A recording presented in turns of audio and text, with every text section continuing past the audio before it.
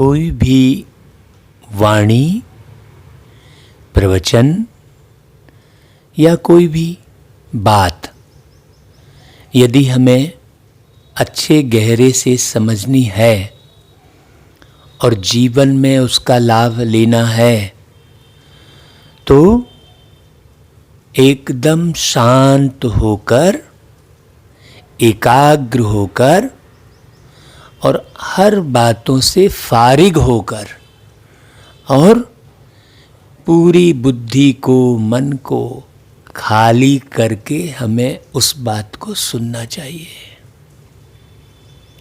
यदि हम अपने मन में कोई कामना रखे हैं, कोई इच्छा रखे हैं, किसी भी प्रकार का दुख रखे हैं, कोई सुख रखे हैं, तो क्या होगा? वो मन आपकी बुद्धि को डिस्टर्ब करता रहेगा। मन जो है आपकी बुद्धि को समझने नहीं देगा और मन में अनेक प्रकार की जो इच्छाएं संग्रहित रहती हैं, वो इच्छाएं बुद्धि को भटकाती हैं। इसलिए बुद्धि का योग प्यारे पिता परमात्मा से लग नहीं पाता। बुद्धि का योग नहीं लग पाता अर्थात बाबा जो बातें कह रहे हैं वो समझ में नहीं आती है ना। मन के द्वारा हम दुखी या सुखी होते हैं, हमेशा मेरी बुद्धि दुखी हो गई ये नहीं कहते, मेरा मन दुखी हो गया कहते हैं। तो सुख और दुख मन महसूस करता है और सुख दुख से परे ले जाने के लिए बुद्धि का उपयोग करना होता है। और इन दोनों का जो उपयोग कर रही होती है वो कौन है? वो आप आत्मा है। ये बड़ी बारीक बात समझने की है और बड़ी सरल सी बात है। मैं समझता हूं कि इससे सरल दुनिया में कोई दूसरी बात है ही नहीं। भाई आप दिखते नहीं हैं, है ना, इन चर्म नेत्रों से आप दिखाई नहीं देते हैं, मतलब आप कितने छोटे हैं। शरीर छोड़कर जब आप जाते हैं या शरीर में आते हैं गर्भ के अंदर, तो आप किसी को दिखाई थोड़ी देते हैं। जब आप आते हैं माँ के गर्भ में तो माँ को हलचल एक छोटी सी महसूस होती है। पहले तो मांस का लोथड़ा पिंड होता है, लेकिन जब आप प्रवेश करते हैं, आप आत्मा कह लो, रूह कह लो, भाई शब्द चाहे जैसे समझ लो, तब चुरपुर होती है, तब माँ को एहसास होता है। लेकिन ये थोड़ी मालूम पड़ता है कि आप कब प्रवेश किए। दिखते थोड़ी हैं आप, ना तो शरीर छोड़ने पर दिखते हैं, ना तो शरीर में आते समय दिखते हैं। इसका मतलब आप कितने सूक्ष्म हैं, कितने हल्के हैं। यही ज्ञान आपको एकदम हल्का कर देगा, तनाव से मुक्त कर देगा कि आप स्वयं कितने हल्के हैं। तो फिर आप कितने सूक्ष्म हैं, कितने छोटे हैं, तो काहे का बड़प्पन। छोटे हैं तो आप बच्चे ही है ना भाई, सदा बच्चे हैं। ये जो नॉलेज है ये बिल्कुल ट्रुथ नॉलेज है, सत्य नॉलेज है। अब आप बताइए, कहीं आपको इसमें असमंजस लग रही है क्या? कोई बात झूठी लग रही है क्या? सिंपल सी बात है। सारी दुनिया में लोग कहते हैं मुझे एक संतान की प्राप्ति हुई, तो संतान की प्राप्ति में क्या वो मांस का लोथड़ा ही बस संतान है क्या? संतान है मतलब तन में एक न्यारी आत्मा ने इस संसार में आकर प्रवेश किया है, संतान है। अगर उसमें बोलने वाली आत्मा, मुस्कुराने वाली आत्मा, देखने वाली आत्मा उस तन में ना हो तो आप संतान की प्राप्ति हुई कहेंगे क्या? नहीं कहेंगे।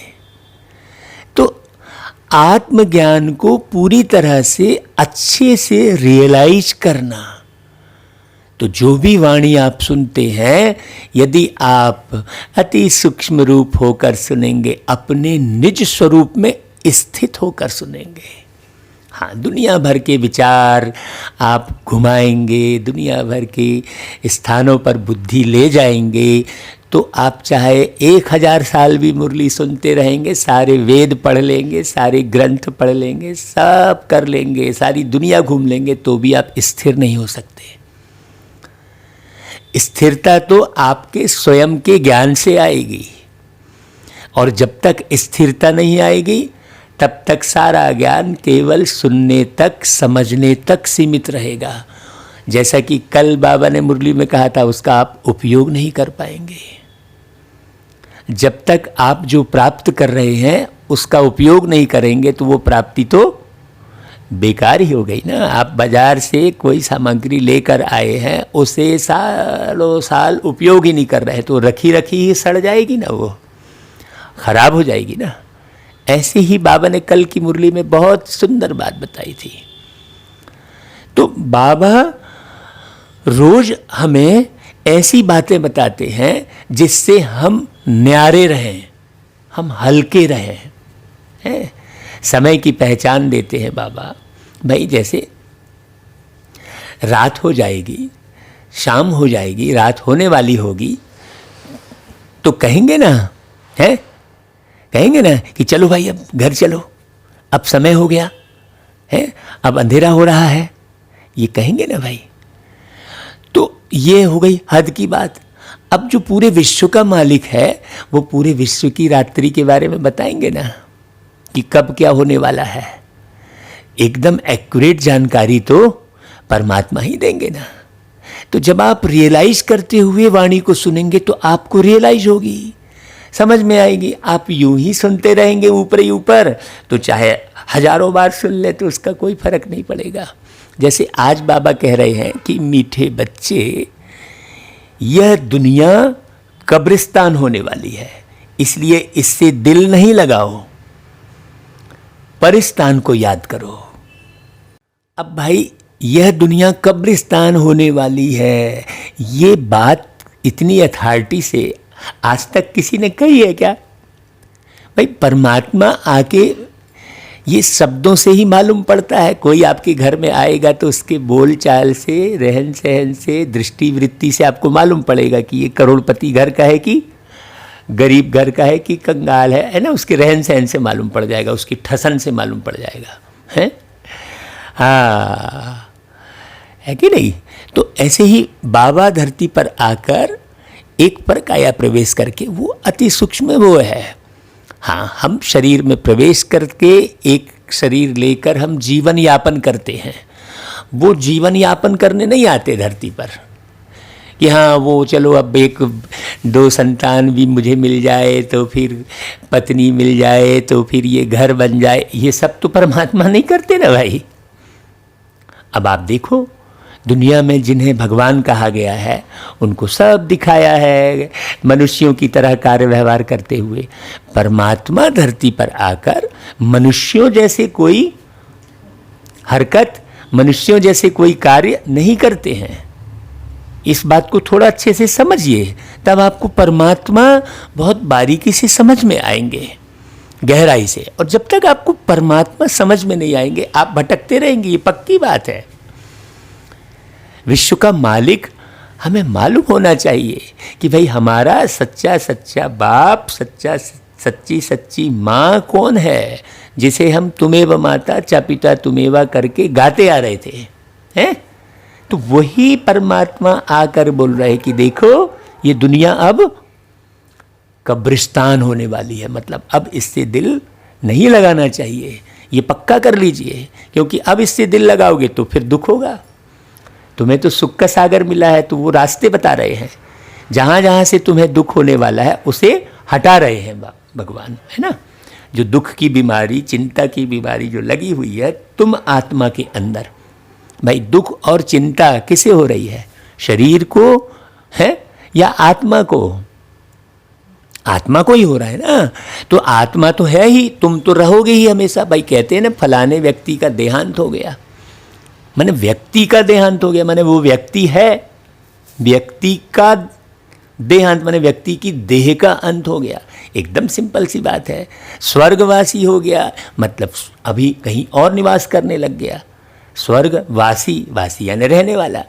गुजर गया, गुजर गया मतलब जैसे एक व्यक्ति इधर से उधर गुजरता है तो कहेंगे भाई एक व्यक्ति इधर से गुजरा, आपने देखा क्या? मतलब एक स्थान से दूसरे स्थान चला गया। आप ही खुद उन शब्दों का उपयोग करते हैं। आप कहते हैं चल बसा, माने इधर से चला कहीं और बसा, स्पष्ट है।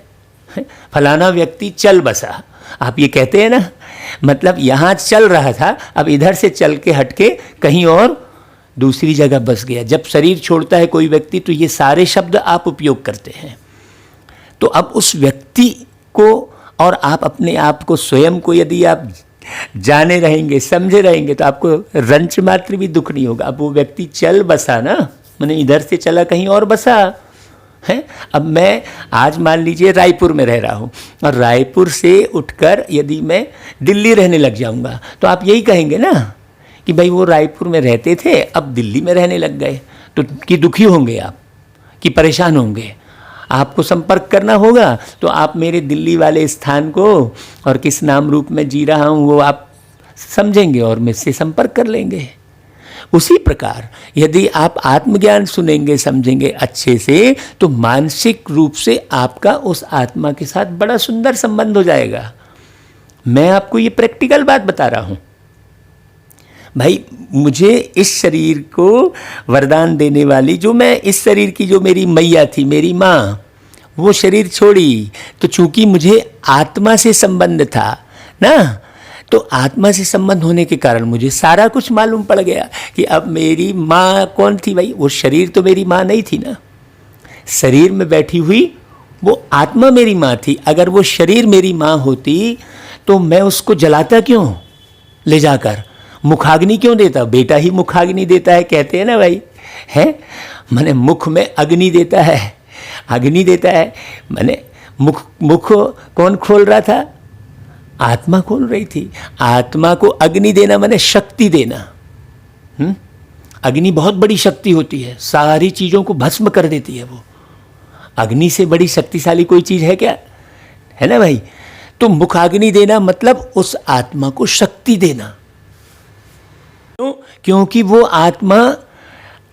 आत्मशक्ति से भरकर कोई भी आत्मा इस दुनिया को नहीं छोड़ रही है। तो ये नियम परिपाटी बनी हुई है कि मुखाग्नि देना तो ये करना है ना। और यदि आत्मज्ञान सुनकर पहले से ही शक्ति भर ली जाए, हैं, परमात्म ज्ञान सुनकर पहले से ही शक्ति भर ली जाए तो ये सारी परिपाटी की कोई आवश्यकता ही नहीं पड़ेगी, हैं। आत्मा शरीर छोड़ेगी, शरीर को ले जाकर जो है विद्युत सौदागृह में सिंपल से जला दिया जाएगा। फिर उसके बाद और दुनिया भर की परिपाटी की आवश्यकता ही नहीं पड़ेगी। क्यों? क्योंकि वो आत्मा भी आत्मस्मृति में शरीर छोड़ी है कि हाँ भाई अब मेरा यहाँ से पार्ट पूरा हुआ, अब नया पार्ट शुरू हो रहा है, फिर मैं जाकर बच्चा बनूंगा। ये जब ज्ञान पूरा पक्का हो जाएगा तो कितनी सुंदर दुनिया होगी। फिर मेरा सब खत्म हो जाएगा, लड़ाई झगड़ा मार पीट ये सब।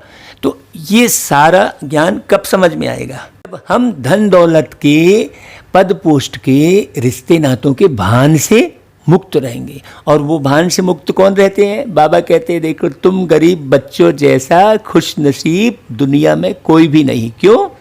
क्योंकि तुम गरीब बच्चे ही डायरेक्ट उस बाप के बने हो जिससे सद्गति का वर्षा मिलता है। बाबा कहते हैं देखो गरीब बच्चे ही पढ़ते हैं, साहूकार यदि थोड़ा पढ़ेंगे भी तो उन्हें बाप की याद मुश्किल से रहेगी। क्यों? क्योंकि उन्हें धन दौलत का भान है। गरीब के पास क्या भान रहेगा? न कपड़े का भान रहेगा, न धन दौलत का भान रहेगा। गरीब के पास क्या भान रहेगा? वो तो अपनी गरीबी को मिटाने के लिए ईश्वर को याद ही करता रहेगा जाने अनजाने, कि ईश्वर कहीं से मिल जाए, मुझे तो कोई रास्ता बता दे तो मेरी ये गरीबी दूर हो जाए, है ना। क्यों? क्योंकि वो देख रहा है इस दुनिया में कि उसकी गरीबी को दूर करने वाला कोई है ही नहीं। अगर मान लो कुछ दे भी दिया तो एक अधिकार जमाएगा कि मैंने तुझे दिया है, फिर अपना नाम करेगा कि मैंने इतने गरीबों को खिलाया, ये किया है, तो उस गरीबी के नाम पर वो धंधा करेगा, समझ लो, है। लेकिन एक भगवान ही है, एक परमात्मा ही है जो धरती पर जन्म नहीं लेते, तो ना कोई धंधा करते, ना कोई परिवार बनाते। ये बड़ी समझने की बातें हैं। तो साहूकारों को मुश्किल है जो बाबा की याद रहे। तुम्हें तो अंत में बाप के सिवाय कुछ भी याद नहीं आएगा, इसलिए तुम सबसे खुशनसीब हो। हाँ, मतलब बाबा ने देखो कितनी प्यारी बात कही, मतलब गरीबी सबसे बड़ी खुशनसीबी है। अब देखो कितनी पक्की बात हो गई। अब भक्ति में भी जो कृष्ण कथा में सुनाते हैं, तो सुदामा ही कितना खुशनसीब रहा भाई। पूरी सुदामा नगरी बसी है, किसी राजा के नाम से परमात्मा ने नगरी बसाई क्या भाई? श्री कृष्ण जी को भगवान आप कहते हो, तो उन्होंने विश्वकर्मा को भेजकर किसके नाम से नगरी बसाई? हाँ, तो सतयुग में कौन प्रिंस बनने वाला है? स्वर्णिम युग कहते हैं, जो सुदामा के मिसल एक परमात्मा की याद में रहे। सुदामा का गायन है कि उसकी जो है खाने की जो गंजी थी, उसमें 2 ही दाने चावल थे, लेकिन उसमें भी वो भोग लगा रहे थे कि नहीं, ये तो मेरे कृष्ण कन्हैया के लिए है। सोचो, क्या मुझे ऐसी स्मृति जो डायरेक्ट परमात्मा मिल गए हैं, मुझे क्या ऐसी स्मृति रहती है पग पग पर? क्या मैं नाश्ता करने बैठ रहा हूं तो मुझे स्मृति रहती है कि भाई इस नाश्ते से मेरे प्यारे बाबा को भी मैं इसी अपने मुख से खिला दूं? हाँ, तो देखो, है ना, आप तो असमंजस वाले गीत गाते हो कि दिल का सहारा टूट ना जाए, है ना। पहले आप यही गीत गाते थे। ओम शांति। देखो, बच्चों प्रति कौन समझा रहे हैं? बाप समझा रहे हैं, और बच्चे समझ रहे हैं कि बरोबर यह जमाना अब कब्रिस्तान बनने वाला है। तो जो नए सुन रहे हैं, ये पक्का कर लें भाई, आप समझ रहे हैं, ये पक्का कर लें कि ये अब कब्रिस्तान बनने वाला है। तो यहाँ के किसी भी रीति रिवाज, किसी भी सरकमस्टांस पर मुझे बुद्धि लगानी ही नहीं है। जब कोई चीज़ छोड़नी ही है तो क्यों बुद्धि लगानी भाई? जहाँ जाना है वहाँ बुद्धि लगानी चाहिए ना। तो पहले यह जमाना परिस्तान था, अब पुराना हो गया है, इसलिए इनको कब्रिस्तान कहते हैं। क्यों? क्योंकि सब कब्र दाखिल हो गए हैं, और सबको कब्र दाखिल होना ही है। पुरानी चीज़ कब्र दाखिल होती है, अर्थात मिट्टी में मिल जाती है। कोई भी पुरानी चीज़ है ना भाई, यह भी सिर्फ तुम बच्चे ही जानते हो, दुनिया नहीं जानती। ये बाबा देखो कितना नशा चढ़ा रहे हैं भाई। हम थोड़े से बच्चे ही जानते हैं, तो कितना नशा चढ़ना चाहिए, दुनिया नहीं जानती। देखो, करोड़ों में एक हम जान रहे हैं, तो हम कितने ऊंचे हुए। तो कितनी खुशी रहेगी सारा दिन। अब मुरली सुनते समय भी अगर खुशी नहीं आई, तो फिर सारा दिन कैसे रहेगी वो खुशी? मुरली के एक शब्द सुनकर ही खुशी में खग्गियां उठनी चाहिए, है ना भाई। कुछ विलायत वालों को मालूम होता है कि कब्र दाखिल होने का समय दिखता है। तुम बच्चे भी जानते हो कि परिस्थान स्थापन करने वाला हमारा बाबा फिर से आया हुआ है। हमारा बाबा, ये नशा चढ़ रहा है। बच्चे यह भी समझते हैं, अगर इस कब्रिस्तान से दिल लगाई तो घाटा पड़ जाएगा भाई। ये शरीर तो आखिर ले जाके जला दिया जाएगा ना। इस शरीर का अंतिम हस्र क्या है? अगर उसमें आत्मा रह रही है तो भी अंतिम हस्र क्या है? तो भी ये शरीर में झुर्रियां पड़ेंगी ही पड़ेंगी। और फिर वो आत्मा उस शरीर को छोड़ेगी ही, ये सच्चाई है ना भाई। इतने सारे लोगों को शरीर छोड़ छोड़ के जाते हुए देखने के बाद भी कोई व्यक्ति कितना उलझा रहता है। क्यों? क्योंकि उसे स्वयं का ज्ञान नहीं होता है। वो शरीर को ही सब कुछ समझ रहा होता है, इसलिए छोड़कर कौन जा रहा है ये नहीं मालूम है उसको, छोड़कर जाने वाली आत्मा कहाँ जा रही है, उसकी क्या गति हुई है, किस कर्म के आधार पर उसे क्या फल मिल रहा है, ये ज्ञान नहीं होने के कारण व्यक्ति फंसा रहता है। तो रोज आप इस ज्ञान को सुनेंगे तो एक एक करके धीरे धीरे क्लियर होता जाएगा और आप कितने मौज में रहेंगे फिर। हाँ भाई, मैं तो स्पष्ट कहूँगा, आप मेरी तरह मौज में रहेंगे। हाँ, जैसे मैं बहुत मौज में रहता हूँ, आपको लग भी रहा होगा। हाँ, अब मैं पढ़ते पढ़ते भी एकदम खुशी में मैंने खो जाता हूँ, कहना चाहिए। अभी तुम बेहद के बाप से बेहद सुख का वर्षा ले रहे हो भाई, मजा आ रहा है। देखो, ये कोई ऐसी केवल बातचीत बस नहीं है, मैंने यूं ही ऐसी बातचीत कर रहा है कि तुम बेहद सुख का वर्षा ले रहे हो। ये हम आपको प्रैक्टिकल अपने जीवन की बात बता रहे हैं। हाँ, ऐसा नहीं कि हम बाबा की वाणी ही चला रहे हैं एकदम, जिस वाणी को सुनकर हमने अपने जीवन को बहुत सुंदर बनाया है, हम वो अनुभव भी सुना रहे हैं। ऐसा नहीं कि केवल बातें ही चीज बस है। बाबा कहते हैं बहुत सुख का वर्षा ले रहा है, वो भी कल्प। आहा, कितनी अच्छी बात कह दी बाबा ने, वो भी कल्प पहले मुआफिक। मतलब कितनी सरल सी बात है भाई, तुम पहले भी ले चुके हो भाई। यह तुम बच्चों की बुद्धि में हर कदम रहना चाहिए। तो यही है मन मना भाव। अभी देखो बाबा मन मना भाव शब्द के बारे में कितनी बार क्लियर किए हैं, हर मुरली में क्लियर किए हैं, है ना। तो बाप की याद में रहने से ही परिस्तानी बनेंगे। भारत परिस्थान था और खंड परिस्थान नहीं बनते हैं। ये भी कितनी खुशी की बात है। आप कहाँ बैठकर मुरली सुन रहे हो भाई, भारतवासियों। बाबा कहते हैं देखो, अभी बहुत अच्छे से समझो बात को। यह है माया रावण का पांप अभी सारी दुनिया में। तो हमको काहे इधर उधर बुद्धि लगा ली भाई, है ना। यह थोड़ा समय चलने वाला है बच्चे, बाबा कह रहे हैं ना। यह है झूठा शो। अभी देखो जो जो शोबाजी कर रहा है, कोई भी हो चाहे, अगर मेरी बात आपको शो लग रही है ना, आप थोड़ा आत्मसात करना। अगर मेरी बात भी शो लग रही है तो छोड़ देना मुरली सुनने, मत सुनना आगे, है। तो यह झूठा शो दुनिया में जो हो रहा है, झूठी माया झूठी काया, है ना, कहते हैं ना भाई सन्यासी। तो हमें समझना पड़े ना भाई, माया क्या चीज़ है वो नहीं बताए भाई। ये जो काम वासना है ये माया है, जिसका तुम सुख सोच रहे हो कि ये बड़ा मज़ा आ रहा है, ये माया है, झूठी माया है। इसके लिए कहा है, उसको स्पष्ट नहीं किया है तो हमें समझ में नहीं आया है। हमने माया किसको समझ लिया, हमने रिश्ते नातों धन दौलत को माया समझ लिया। देखो दो ही चीज़ बोली है, झूठी माया झूठी काया, है ना भाई। और इस झूठी माया और काया में पड़ने वाले जो लोग हैं वो सब झूठे। तो झूठा सब संसार कह दिया है, तो वस्तुओं के लिए थोड़ी कहा है। अभी बारीक समझने की बात है, वस्तुओं ने क्या बिगाड़ा भाई, आपके बाल ने क्या बिगाड़ा जो आप बाल को नोच नोच के खींच के अलग कर दिए हैं।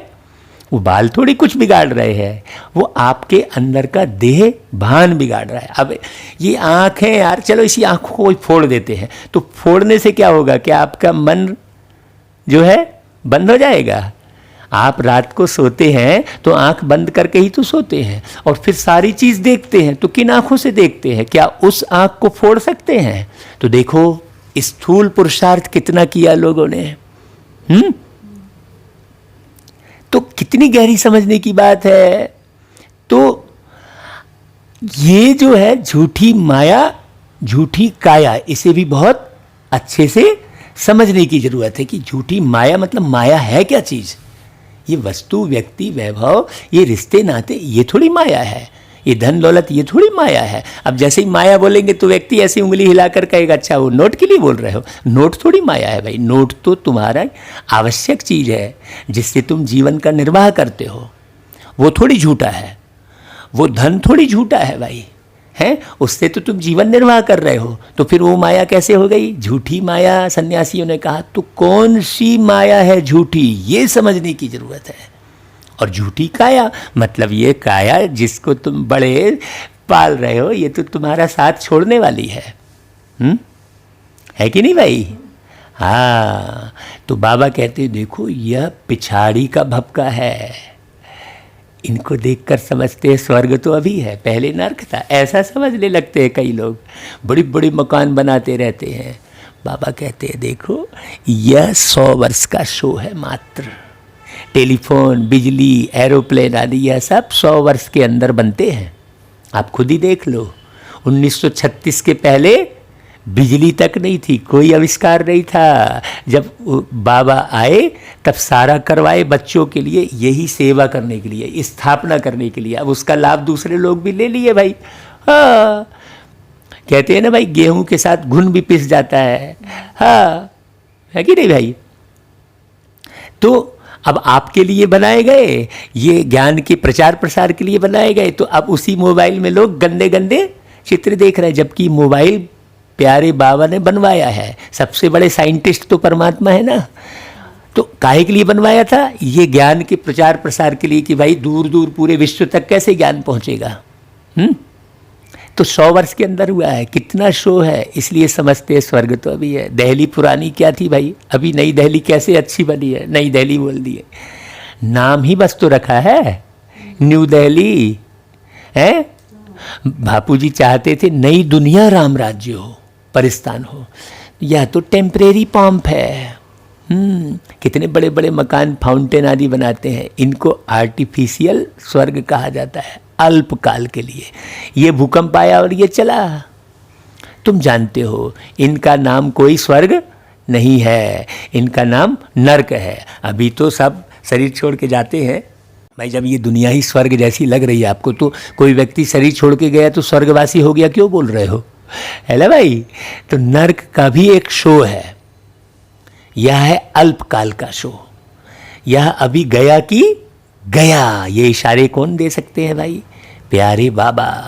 हमें गहराई से समझना है और इस पुरानी दुनिया से दिल हटा देनी है, और एक बाबा को और शांति धाम को याद करना है। तो अब बाप बच्चों को क्या कहते हैं? एक तो शांति धाम को याद करो, क्योंकि सब मनुष्य मात्र शांति को ढूंढते रहते हैं, कहाँ से शांति मिलेगी, है ना? अब यह सवाल तो सारी दुनिया का है कि दुनिया में शांति कैसे हो। मनुष्यों को यह पता नहीं कि हम सब वास्तव में शांति धाम के ही रहने वाले हैं, तो उसको याद करेंगे तो शांति आएगी। हम वो वस्तु, व्यक्ति, वैभव और गीत कविता में शांति ढूंढते रहते हैं। एक मनुष्य दूसरे मनुष्य में शांति ढूंढेगा तो कहाँ से मिलेगी भाई शांति? फिर वो कहेंगे नहीं शांति तुम्हारे अंदर ही है। अरे नहीं भाई, और फिर वो उदाहरण देंगे कि भाई जैसे मृग, कस्तूरी अंदर, अरे वो कस्तूरी तो एक सामग्री है भाई, है उसके शरीर में है, और शांति कोई सामग्री थोड़ी है? तो शांति धाम में ही शांति रहती है भाई, इसको बारीकी समझ लो। हम आत्माएं शांति धाम में शांत रहती है, फिर यहाँ आती हैं पार्ट बजाने। भाई कर्म तो करोगे ना, है? सो भी तुम बच्चों को मालूम है, बाबा कितने नशे से बात करते हैं भाई, तुम बच्चों को मालूम है, बार बार कहते हैं तुम बच्चों को मालूम है। भाई मालूम है, क्योंकि बाबा कई वर्षों से पढ़ा रहे हैं, तो बाबा को लगता है भाई बच्चों को मालूम है।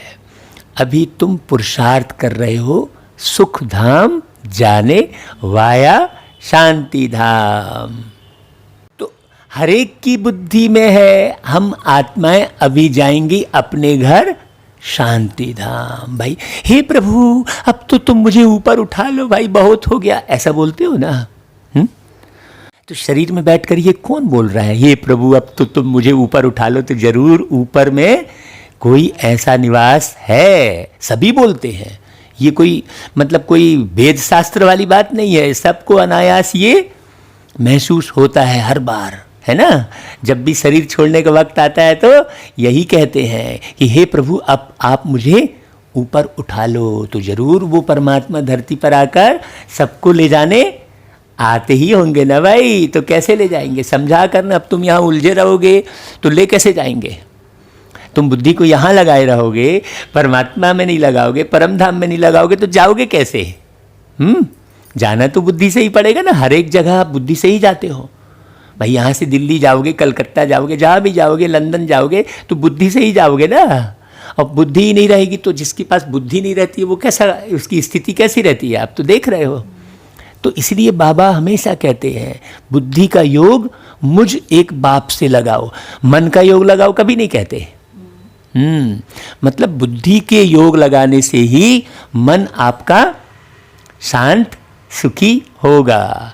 हाँ, बाबा कहते हैं देखो, तो यहाँ तो शांति की बात हो ही नहीं सकती, यह है ही दुख धाम।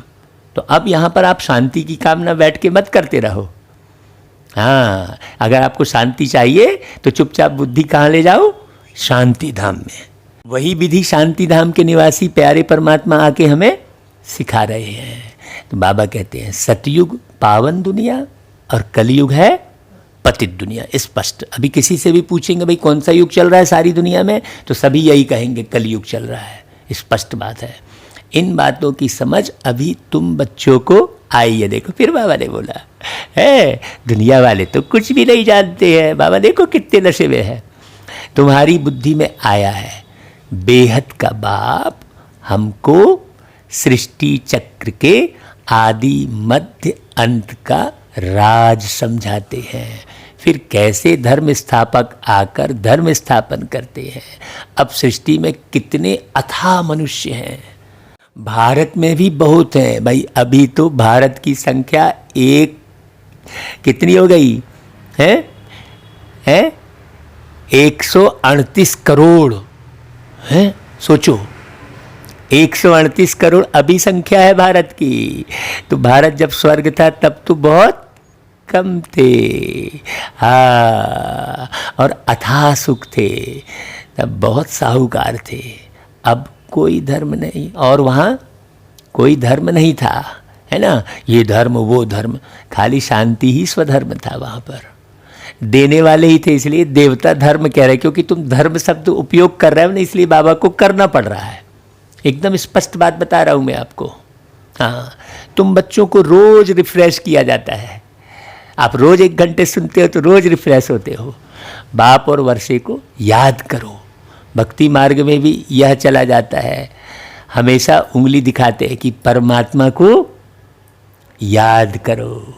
परमात्मा अथवा अल्लाह वहाँ है, ऊपर की ओर इशारा करते हैं। परंतु सिर्फ ऐसे ही याद करने से कुछ होता थोड़ी ही है भाई, समझ चाहिए ना।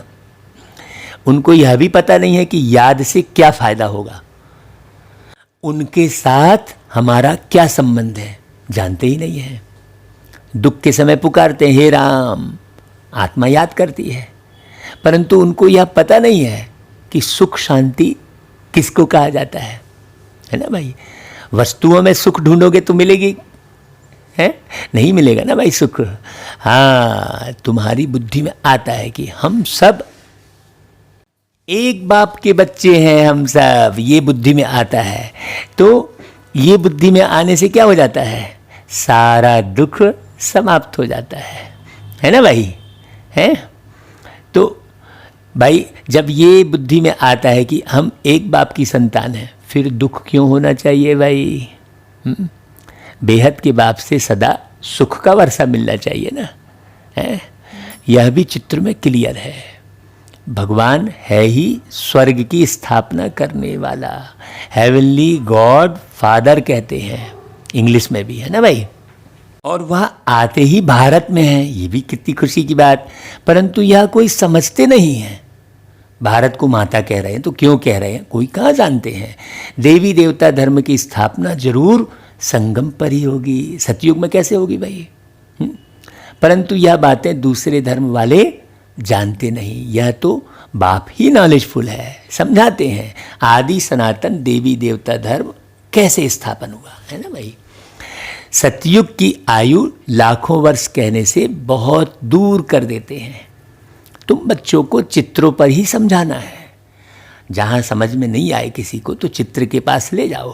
भारत में इन लक्ष्मी नारायण का राज्य था, ऐसा चित्र दिखाना है।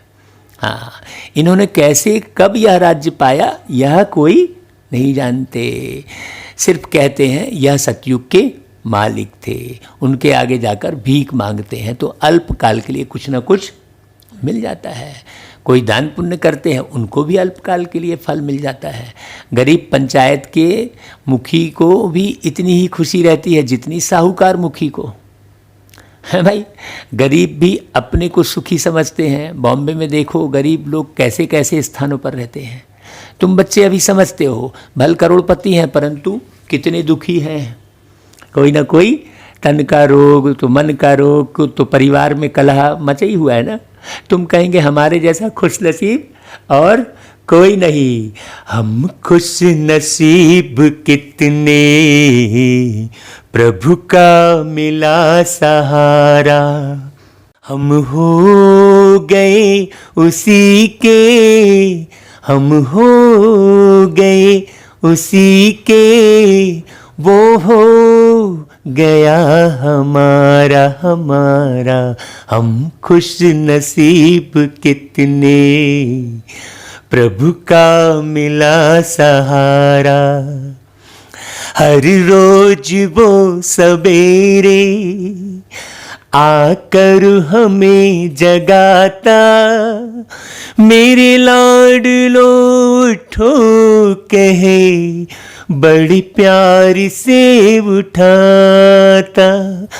हर रोज वो सवेरे आकर हमें जगाता, मेरे लाडलो उठो कहे बड़ी प्यार से उठाता।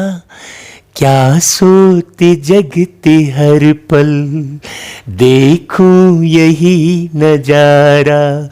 हम हो गए उसी के, हम हो गए उसी के, वो हो गया हमारा हमारा। हम खुश नसीब कितने। तो ऐसे अंदर से हृदय से ऐसे गीत बन जाते हैं, बाबा की याद में मगन हो जाते हैं। बाबा ने कल कहा था मनन और मगन, जो मनन करेगा वो मगन सहज हो जाएगा। हाँ, तो बाबा कहते हैं देखो हमारे जैसा खुश नसीब कोई नहीं। हम डायरेक्ट बाप के बने हैं जिससे सदगति का वर्षा मिलता है। बड़े बड़े आदमी कभी भी ऊंच पद पा ना सके, जो गरीब हैं वह साहूकार बन जाते हैं। हाँ, वो कहते हैं ना राई को पर्वत और पर्वत को राई और राजा को रंक और रंक को राजा। ये कब की बात है भाई? ये कभी ना कभी तो बाबा ने ये कराया होगा ना, तब तो गायन है। तो वही बात तो सुना रहे आपको। बाबा कहते हैं पढ़ते तुम हो, वह तो अनपढ़ है जो साहूकार है। कहाँ पढ़ाई पढ़ रहे हैं ढंग से करके, थोड़ा पढ़ेंगे भी तो बाप की याद में नहीं रह सकते। वो बस ये बना लूँ वो बना लूँ, ये कर लूँ वो कर लूँ, उसी में लगे रहेंगे। अंत में तुमको सिवाय बाप के और कुछ भी याद नहीं करना है। इसलिए दुनिया भर के झमेले से अपनी बुद्धि को हटा लो जल्दी से जल्दी। जानते हो ना भाई, यह सब कब्रिस्तान होना है, बुद्धि में रहना चाहिए। यह जो हम धंधा आदि करते हैं थोड़े समय के लिए है। हाँ, गुजारे के लिए थोड़ा धंधा कर लेते हैं भाई।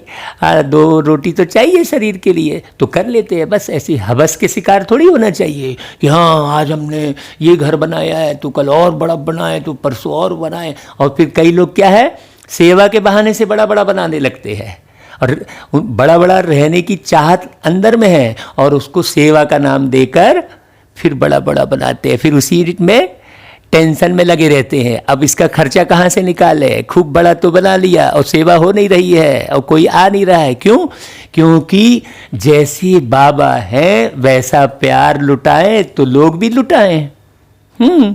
लोग भी लुटाएं। तो प्यार जब तक लुटाओगे नहीं आप तो भैया, यदि वो बड़े बड़े में लग जाओगे तो प्यार कहाँ से लुटाओगे। आपको तो उसका खर्चा निकालने की ही टेंशन रहेगी। तो बस टेम्परेरी मुरली चला दोगे आप, हैं? जैसे टेम्परेरी ज्ञान सुना रहे हैं बड़े बड़े आश्रम वाले हैं, बस उनको फिक्र खाली बड़े आश्रम बनाने की, जैसे एक डॉक्टर को फिक्र है बड़ा नर्सिंग होम बनाने की, एक व्यापारी को फिक्र है बड़ा बंगला बनाने की, गोडाउन बनाने की, वैसा ही यदि हमको भी ऐसी फिक्र होने लगे तो क्या काम की। बाबा ने कहा बच्चे एक कमरे में हॉस्पिटल कम यूनिवर्सिटी खोल दो, तो क्या इशारा है ये समझने की जरूरत है। अगर हम बहुत गहराई से सुनेंगे समझेंगे तो मालूम पड़ेगा। नहीं, हम तो अभी बड़े बड़े में आकर्षित हो रहे हैं, हमारा योग बड़े बड़े में लग रहा है? बाबा गरीब की बात कर रहा है। देखो रोज की मुरली में ऐसी पॉइंट होती है जिसे समझने की जरूरत होती है। तो बाबा कहते हैं पढ़ते तुम हो, वह तो अनपढ़ है। हाँ भाई, बुद्धि में रहना चाहिए कि भाई हम थोड़े समय के लिए यहाँ पर हैं तो थोड़ा बड़ा धंधा करके गुजारा कर लो। धनवान लोग धर्मशालाएं आदि बनाते हैं, वह कोई धंधे के लिए नहीं बनाते हैं? जहाँ तीर्थ वहाँ धर्मशालाएं नहीं हो तो कहाँ रहें भाई? इसलिए साहूकार लोग धर्मशालाएं बना देते हैं। ऐसे नहीं कि फिर अब व्यापारी लोग आकर वहाँ व्यापार करें, हैं?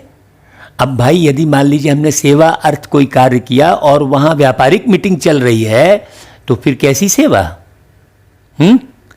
हाँ, ये बाबा इशारे दे रहे हैं। क्यों?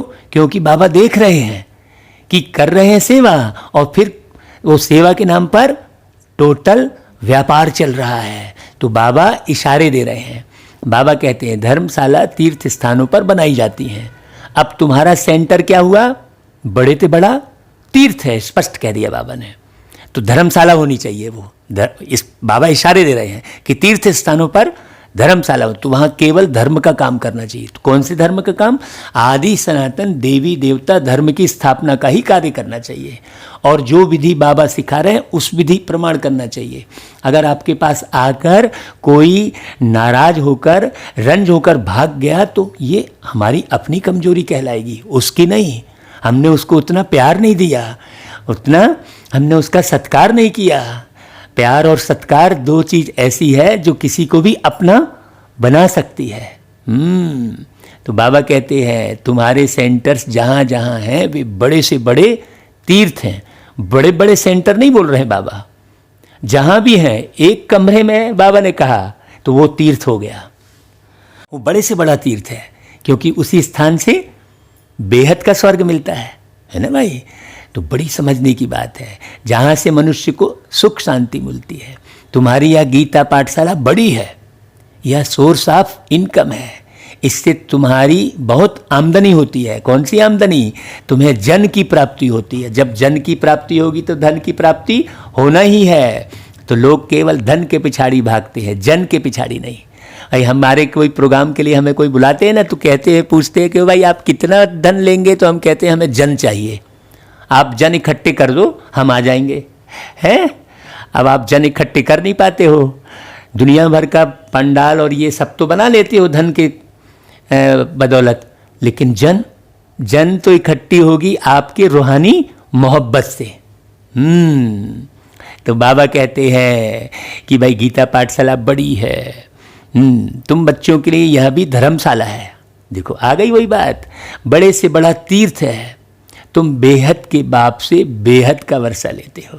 और देखो हमारी खुशनसीबी इतनी है कि पूरे देश और विदेश में ना जाने हमने कितने सेंटर पर जाकर प्रोग्राम किए, बाबा का प्यार लुटाए। तो हमने कितने तीर्थ कर लिए। दुनिया में तो 4 धाम हैं, हमारे पास तो कितने सारे धाम हो गए, है ना भाई? तो बाबा कहते हैं इस जैसा बड़े से बड़ा तीर्थ कोई होता नहीं। हाँ, उन तीर्थों पर जाने से तो तुमको कुछ भी मिलता नहीं, यहाँ पर तो परिवार मिलता है, सबसे बड़ी बात। हाँ, यहाँ पर तो ज्ञान मिलता है, बाप मिलता है, सबसे बड़ा खजाना है ना भाई?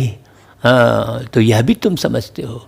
भक्त लोग बड़े प्रेम से मंदिर आदि में चरणामृत लेते हैं, समझते हैं उनसे हमारा हृदय पवित्र हो जाएगा। हाँ, जबकि चरणामृत तो पानी ही है ना? है भाई, हमें लेना क्या है? आचरण रूपी अमृत लेना है, परमात्मा के आचरण को धारण करना है। तो वो आचरण की जगह चरण कर दिया, आ शब्द हटा दिया। आ माने आत्मा, वो आत्मा शब्द हट गया तो चरण रह गया है तो चरणामृत मतलब आचरण यदि हम धारण करेंगे, आचरण को मृत नहीं होने देंगे हम। हाँ, अभी तो सबके आचरण मृत हो चुके हैं। हाँ, तो बाबा कहते हैं, यहाँ तो बाप कहते हैं भाई मुझे याद करो तो वर्षा मिलेगा। अभी बेहद के बाप से तुमको अविनाशी ज्ञान रत्नों का खजाना मिलता है। अक्सर करके शंकर के पास जाते हैं, समझते हैं। अमरनाथ ने पार्वती को कथा सुनाई, तब कहते हैं भर दे झोली, ऐसा कहते हैं, है? तुम अविनाशी ज्ञान रत्नों से झोली भरते हो। अब कौन सी झोली और किससे भरना है ये पता ही नहीं है। बाकी अमरनाथ कोई एक को थोड़ी बैठकर कथा सुनाएंगे भाई, है? एक से थोड़ी स्थापना होगी। परमात्मा तो सारे विश्व को सुनाएंगे, तो माध्यम कोई ना कोई लेंगे ना भाई, है? हाँ, तो ये मोबाइल भी माध्यम है, तो आप इसे ज़्यादा से ज़्यादा शेयर करो भाई, है? अच्छे से लिख कर फिर फ़ोन करो उनको कि भाई हमने ये आपको भेजा है, आप एक बार सुनकर देखो, है ना? ऐसा है। तो बाबा कहते हैं कि भाई अमरनाथ कोई एक को थोड़ी सुनाएंगे, जरूर बहुत होंगे, और वह भी मृत्यु लोक में ही होंगे। भाई अमरलोक की कथा कहाँ सुनाएंगे? अमरलोक में थोड़ी सुनाएंगे, मृत्यु लोक सुनाएंगे ना। सूक्ष्मतन में तो कथा सुनाने की दरकार ही नहीं है। अनेक तीर्थ बनाए हैं, साधु संत महात्मा आदि ढेर जाते हैं अमरनाथ पर, लाखों आदमी जाते हैं। कुंभ के मेले पर गंगा स्नान करने सबसे जास्ती जाते हैं, समझते हैं हम पावन बनेंगे। अब सोचने की बात है भाई, इलाहाबाद में जैसे कुंभ लगा तो आप कुंभ के लिए पूरे देश भर के गए, तो पहले ये सोचो कि इलाहाबाद वाले तो रोज नहा रहे हैं। आप कुंभ में भीड़ लगा के चले गए, भाई इलाहाबाद वाले तो रोज नहा रहे हैं, तो वहाँ कोई पावन है पूछो तो जरा। इलाहाबाद में सब रह रहे हैं, उन घरों में जाकर पूछो भाई तुम तो रोज नहा रहे हो, पावन बन गए क्या? हाँ, पी भी रहे हैं? तो सोचने की बात है। वास्तव में कुंभ का मेला यह है जो ज्ञान रूपी कुंभ यानी घड़ा, कलश, उसे कलश भी कहते हैं ना, ये बाप हमें दे रहा है। वह मेले तो जन्म जन्मांतर करते आए हो भाई, परंतु अब बाप कहते हैं इससे वापस अपने घर कोई भी जा नहीं सकते, क्योंकि जब आत्मा पवित्र बने तब ना जा सके, क्योंकि शरीर तो तुमको वापस जाते कहीं दिखा नहीं ना भाई। शरीर को यहाँ यहीं दफनाते आप देख रहे हो, शरीर को यहीं जलाते देख रहे हो, तो फिर वापस कौन जा रहा है? आत्मा। तो आत्मा कैसे पावन बने? ज्ञान रूपी गंगा से में नहाने से, समझ की गंगा में नहाने से, है ना भाई? हाँ, तो आत्मा पवित्र बने तब जा सके, परंतु अपवित्र होने के कारण सबके पंख टूटे हुए हैं। रावण ने क्या कर दिया है? पंख काट दिया है। अब राम सहला रहे हैं वापस। बड़ी गहरी बात समझने की है। आत्मा को पंख मिले हैं, योग में रहने से आत्मा सबसे तीखी उड़ती है। कोई का हिसाब किताब लंदन में, अमेरिका में होगा तो झट उड़ेंगे, वहाँ सेकंड में पहुँच जाते हैं। अब भाई आपको जन्म जन्मांतर का याद थोड़ी है कि इसके पहले आप कौन सी देश में जन्मे थे, लेकिन शरीर छोड़ने के बाद आपको झट याद आएगा, क्योंकि यहाँ से मुक्त हो गए। ये बड़ी गहरी बात बाबा समझा रहे हैं। वहाँ सेकंड में पहुँच जाते, लेकिन मुक्ति धाम में तो जब कर्मातीत हो तब जा सके। कर्म बंधन वाले तो पहुँच जाएंगे भाई पट्ट से, है ना? तब तक यहाँ ही जन्म मरण में आते हैं। जैसे ड्रामा टिक टिक हो चलता है, आत्मा भी ऐसे है, टिक हुई यह गई। ऐसे कईयों को जाते देखा। इन जैसी तीखी और कोई चीज़ होती नहीं। ढेर की ढेर सब आत्माएं मूल वतन में जाने वाली हैं। अब ऐसी बातें कौन करेगा भाई? सोचने की बात है। आत्मा को कहाँ का कहाँ पहुँचने में देरी नहीं लगती है। आत्मा मतलब तुम। कितनी अच्छी बात बता रहे हैं, हम उड़ेंगे भाई, कितनी खुशी। मनुष्य यह बातें समझते नहीं। जो अपने को देह समझता रहेगा वो कहाँ से समझेगा भाई? हाँ, बाबा कहते हैं तुम बच्चों की बुद्धि में आता है कि नई दुनिया में जरूर थोड़ी आत्माएं होंगी और वहाँ बहुत सुखी होंगे। हाँ, वही आत्माएं अब 84 जन्म पाकर बहुत दुखी हुई हैं। हाँ, तुमको सारे चक्र का मालूम पड़ा है। तुम्हारी बुद्धि चलती है और कोई मनुष्य मात्र की बुद्धि नहीं चलती। तो चलती है भाई बुद्धि। हाँ, अभी प्रश्न नहीं करना पड़ेगा आपको, यदि मुरली को बहुत अच्छे से सुनेंगे तो। देखो प्रजापिता ब्रह्मा भी गाया हुआ है, कल पहले भी तुम ऐसे ही ब्रह्मा कुमार कुमारी बने थे। कितनी खुशी की बात, एक एक लाइन खुशी की है ना भाई। तुम जानते हो कि हम प्रजापिता ब्रह्मा के बच्चे हैं, हमारे द्वारा बाबा स्वर्ग की स्थापना करा रहे हैं। जब नंबरवार पुरुषार्थ अनुसार लायक बन जाएंगे तो फिर पुरानी दुनिया का विनाश होगा। पुरानी दुनिया का विनाश ना, दुनिया का विनाश नहीं बोल रहे बाबा। त्रिमूर्ति भी यहाँ ही गाया हुआ है, त्रिमूर्ति का चित्र भी रखते हैं, उसमें शिव को दिखाते ही नहीं है। ब्रह्मा विष्णु शंकर दिखा दिए, शिव जी को तो दिखाया ही नहीं भाई। कहा भी जाता है ब्रह्मा द्वारा स्थापना, फिर कौन कराते हैं? द्वारा स्थापना बोल रहे हैं ना भाई, तो शिव बाबा। विष्णु द्वारा पालना। तुम ब्राह्मण अभी लायक बन रहे हो, काहे के लिए? काहे के लिए लायक बन रहे हो? देवता बनने के लिए। अभी तुम वह पार्ट बजा रहे हो, कल्प बाद फिर बजाएंगे। तुम पवित्र बनते हो, कहते हो बाबा का फरमान है, काम रूपी शत्रु को जीतो, मामेकम याद करो। मतलब बाबा की याद किसको आएगी? जिसके अंदर जरा भी कामना नहीं होगी। हाँ, ब्रह्मचर्य व्रत का तो पालन कर लिए, वो तो साधु संत भी करते हैं। बाबा ने कहा कामना नहीं हो, बहुत सहज है। भक्ति मार्ग में तुम बच्चों ने बहुत दुख देखे हैं, करके थोड़ा सुख है तो भी अल्पकाल के लिए। भक्ति में साक्षात्कार होता है, सो भी अल्पकाल के लिए तुम्हारी आस पूरी होती है। यह साक्षात्कार होता है, वह भी मैं कराता हूँ। भाई तुम पीछे पड़े हो तो क्या करे? बच्चा 5 साल का है, 10 साल का है, वो कह रहा है मुझे कार चाहिए, कार चाहिए, तो थोड़ी ओरिजिनल कार ला के दे देंगे उसको खिलौना ही देंगे ना, क्योंकि बाप को मालूम है कि भाई ये तो अभी 10 साल का है, अब वो कार मांगेगा तो थोड़ी दे देंगे, लेकिन कार जैसा खिलौना दे देंगे तो खुश हो जाएगा वो। वैसा ही आज की बात है। तुम बोल रहे हो बजरंग बली बजरंग बली, तो बजरंग बली के रूप में दर्शन देते रहे, करें क्या? तुम वहाँ से हट ही नहीं रहे हो, हैं? हाँ, बच्चे की तरह डिमांड कर रहे हो तो बाबा करा देता है। ये भी बाबा कहता है। अब इसको भी बाबा क्या बोलते रहे पता है? ड्रामे में नूंद है। सोचो, बाबा कहीं भी स्वयं को, हाँ मैंपन नहीं है देखो बाबा में कहीं भी। जो पास्ट हुआ second by second drama shoot किया हुआ है। ऐसे नहीं कहते हैं अब शूट हुआ, नहीं, यह तो अनादि बना बनाया ड्रामा है। बस बाबा उस ड्रामे के बारे में बता रहे हैं।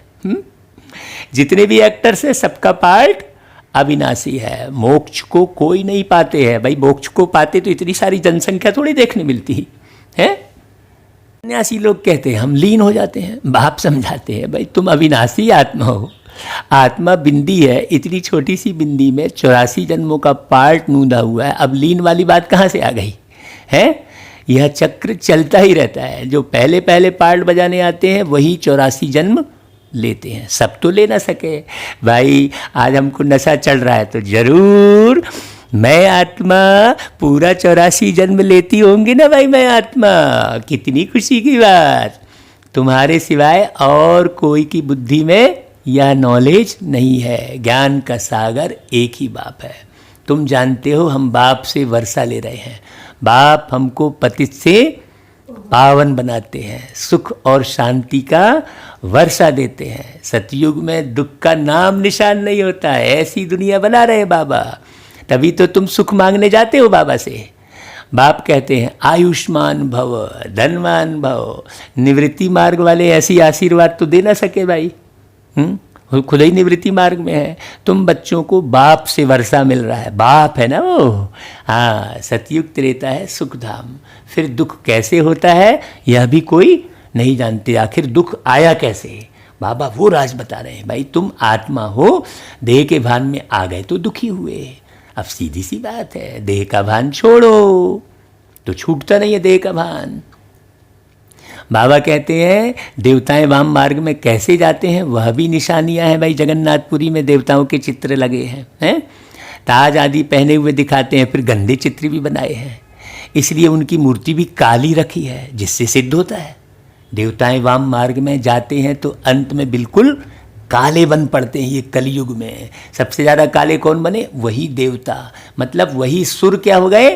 असुर हो गए। सुर में नहीं चल रहे हैं। हाँ, गुस्सा कर रहे हैं, ये कर रहे हैं ना भाई। अभी तुम जानते हो भारत कितना सुंदर था, फिर तमो प्रधान बनना ही है ड्रामा प्लेन अनुसार।